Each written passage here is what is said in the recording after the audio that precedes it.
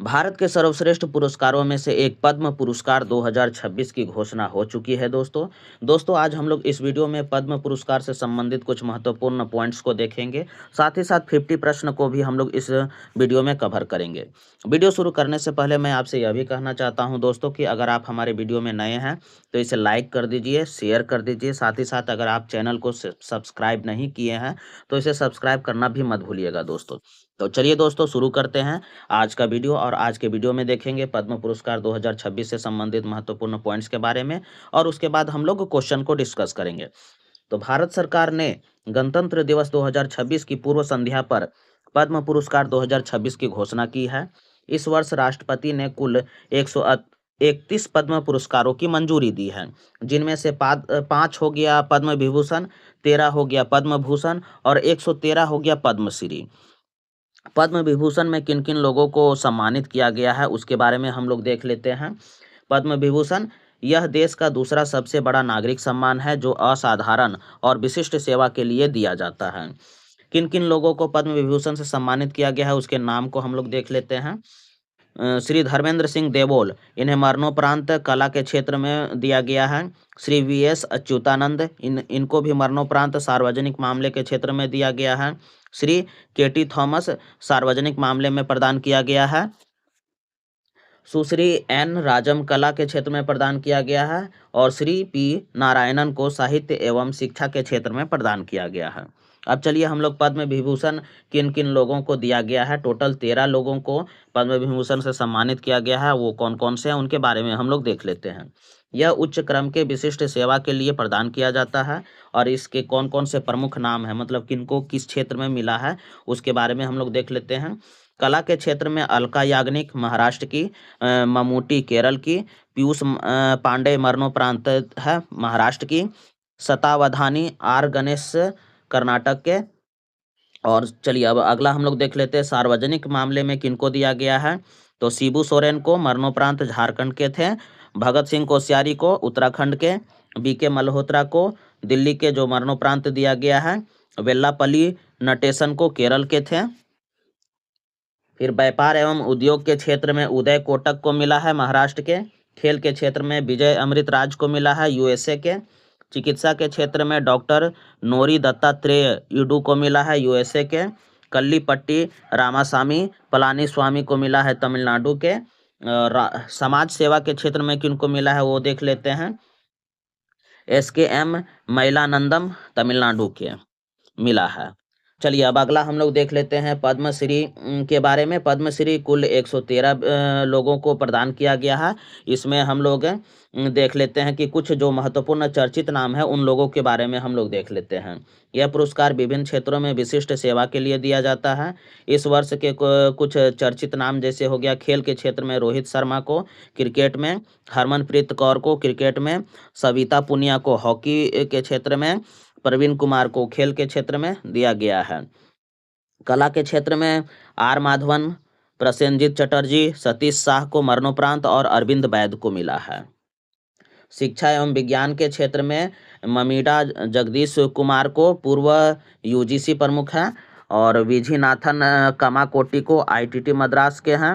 एई मुथु नायगम को मिला है। और अन्य में आपका डॉक्टर श्याम सुंदर चिकित्सा के क्षेत्र में, भगवान दास रैकवार खेल के क्षेत्र में, सफी शौक को साहित्य के क्षेत्र में मिला है। इस वर्ष पुरस्कार पाने वाले 19 महिलाओं को पुरस्कृत किया गया है और 16 व्यक्तियों को यह सम्मान मरणोपरांत दिया गया है। अब चलिए दोस्तों हम लोग पद्म पुरस्कार 2026 से संबंधित महत्वपूर्ण प्रश्न के बारे में हम लोग डिस्कस कर लेते हैं। तो आज का पहला प्रश्न है कि वर्ष 2026 में राष्ट्रपति द्वारा कुल कितने पद्म पुरस्कारों की मंजूरी दी गई है। तो वर्ष 2026 में राष्ट्रपति द्वारा कुल 131 है पद्म पुरस्कारों की मंजूरी प्रदान की गई है। चलिए अगला प्रश्न देख लिया जाए। अगला प्रश्न है पद्म पुरस्कार 2026 में कितनी महिलाओं को सम्मानित किया गया है। तो पद्म पुरस्कार 2026 में 19 महिलाओं को सम्मानित किया गया है। इस वर्ष कितने व्यक्तियों को पद्म विभूषण से सम्मानित किया गया है। तो इस वर्ष पद्म विभूषण से 5 व्यक्तियों को सम्मानित किया गया है। 2026 में कितने व्यक्तियों को पद्म भूषण पुरस्कार दिया गया है? तो 2026 में पद्म भूषण से 13 व्यक्तियों को सम्मानित किया गया है। वर्ष 2026 में कुल कितने व्यक्तियों को पद्म श्री से सम्मानित किया गया है? तो वर्ष 2026 में कुल 113 व्यक्तियों को पद्म श्री से सम्मानित किया गया है। चलिए अगला प्रश्न देख लेते हैं। पद्म पुरस्कार 2026 में कितने लोगों को मरणोपरांत सम्मानित किया गया है? तो पद्म पुरस्कार 2026 ईस्वी में कुल 16 लोगों को मरणोपरांत सम्मानित किया गया है। इस वर्ष कितने विदेशी एनआरआई, पीआईओ, ओसीआई श्रेणी के व्यक्तियों को पद्म पुरस्कार मिले हैं? तो कुल 6 व्यक्तियों को जो एनआरआई हैं, पीआईओ हैं या ओसीआई श्रेणी में आते हैं, वो 6 लोगों को सम्मानित किया गया है। पद्म पुरस्कारों की घोषणा प्रत्येक वर्ष किस अवसर पर की जाती है? तो पद्म पुरस्कारों की घोषणा प्रत्येक वर्ष गणतंत्र दिवस की पूर्व संध्या को की जाती है।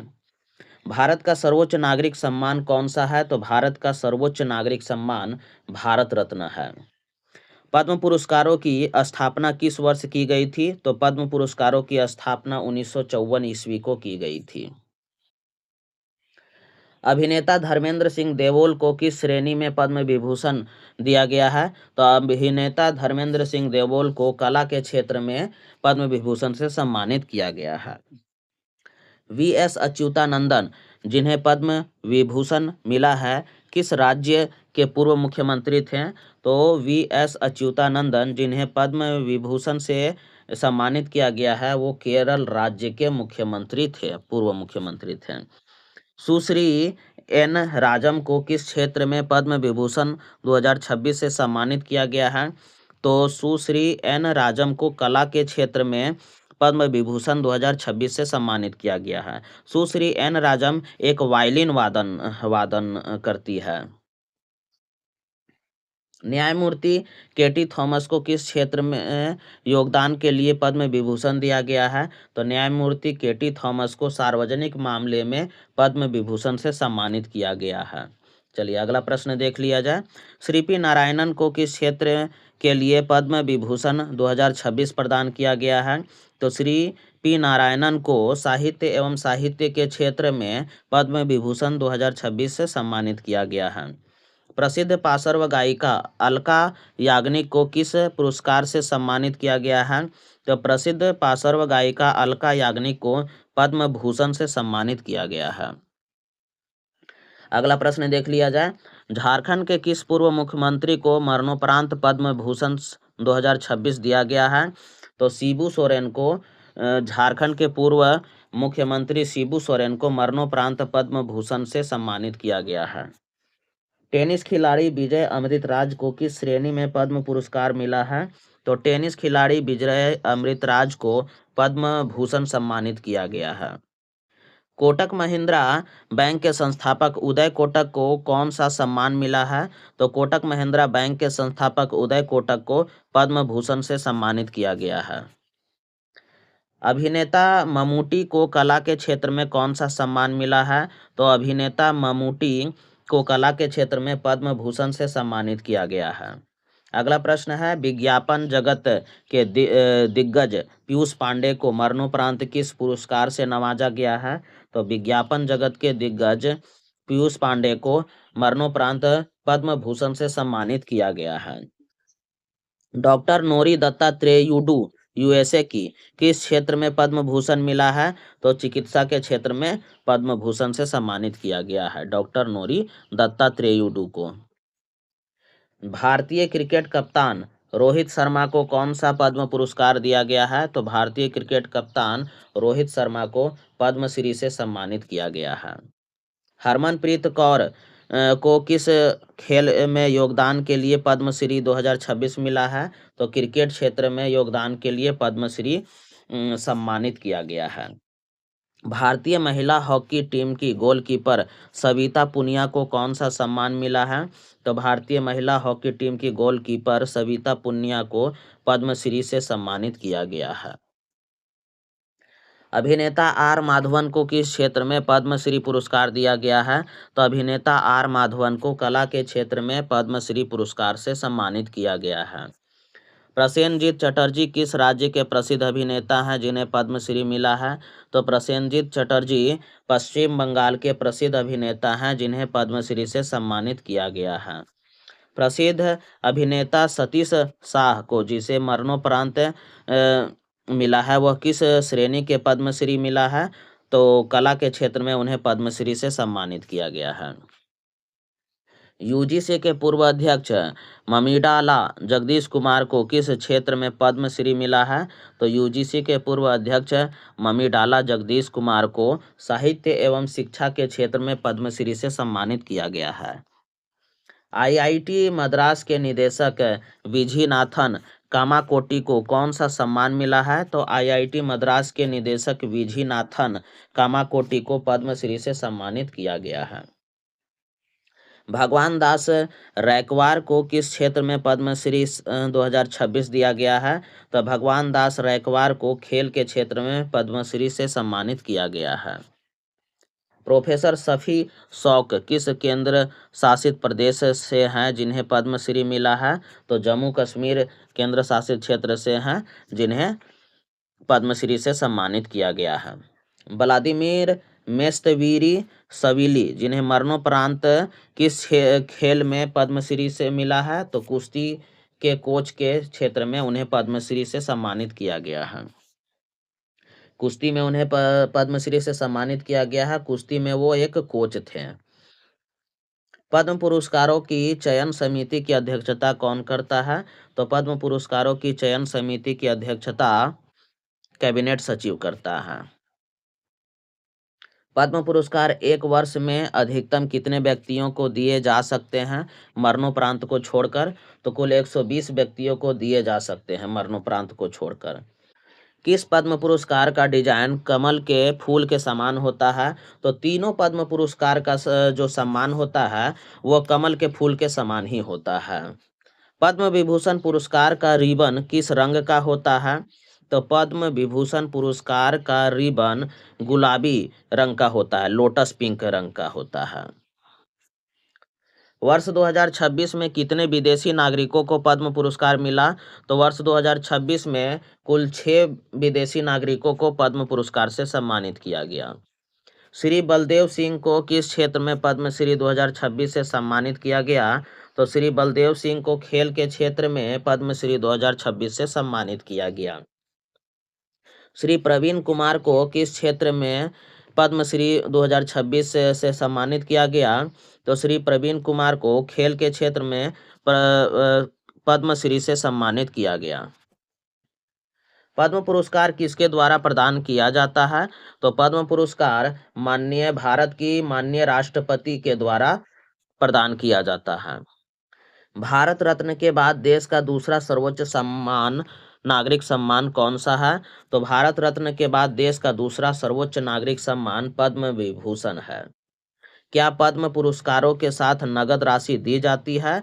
तो नहीं, पद्म पुरस्कारों के साथ नगद राशि नहीं दी जाती है। पद्म पुरस्कारों के प्राप्तकर्ता अपने नाम के आगे या पीछे पुरस्कार का प्रयोग शीर्षक के रूप में कर सकते हैं? नहीं, वो नहीं कर सकते हैं। पद्म पुरस्कारों के प्राप्तकर्ता अपने नाम के आगे या पीछे पुरस्कार का प्रयोग शीर्षक के रूप में नहीं कर सकते हैं। अगला प्रश्न है, पद्म पुरस्कार किस मंत्रालय द्वारा संचालित किया जाता है? तो पद्म पुरस्कार गृह मंत्रालय द्वारा संचालित किया जाता है। वर्ष 2026 में साहित्य एवं शिक्षा के क्षेत्र में कितने पद्म विभूषण दिए गए हैं? तो वर्ष 2026 में साहित्य एवं शिक्षा के क्षेत्र में एक पद्म विभूषण दिए गए हैं और वह दिए गए हैं श्री पी नारायणन को दिए गए हैं। श्री उदय कोटक का संबंध किस राज्य से है जिन्हें पद्म विभूषण 2026 मिला है?